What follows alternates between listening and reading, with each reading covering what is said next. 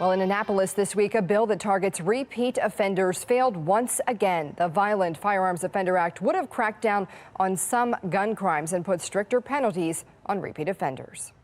For the fifth year in a row, the Violent Firearms Offender Act was back in front of Annapolis lawmakers. Hasn't really moved. That's an area we would like to see more action on. And for the fifth year in a row, it won't become law. We have to have more consequences and accountability for criminal activity. Senate Bill 28 and Senate Bill 179, Violent Firearms Offender Act of 2024, aimed for accountability. But I have to ask the committee, are we ready now to take action?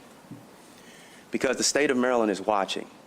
And everything that we've done over the last several years with respect to guns and trying to hold folks accountable, it is clear that crime is continuing to rise, particularly among our juveniles and in the gun use. The bills, a priority for the Joint Republican Caucus, addressed gun violence and would have made the use of a firearm in the commission of a violent crime a felony.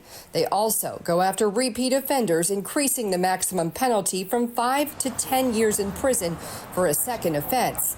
Lawmakers expressing frustration with the bills stalling out this week. One area that we really have not we've not seen any movement on is dealing with repeat violent offenders. The bill has been a top priority for state Republicans for years, but has never gotten the support needed from Democrats. I think it's the politics of the House.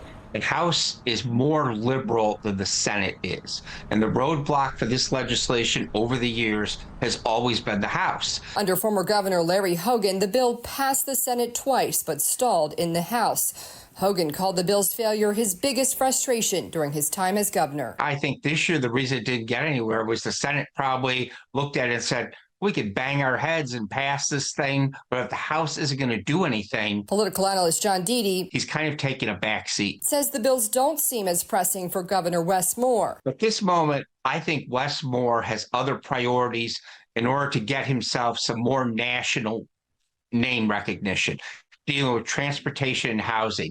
Wes Moore lets Annapolis do more of the leading than he actually does. But not to worry, Deedy predicts the Violent Firearms Offender Act could be back for a sixth session in Annapolis. It's just going to be something they're going to end up bringing back next year.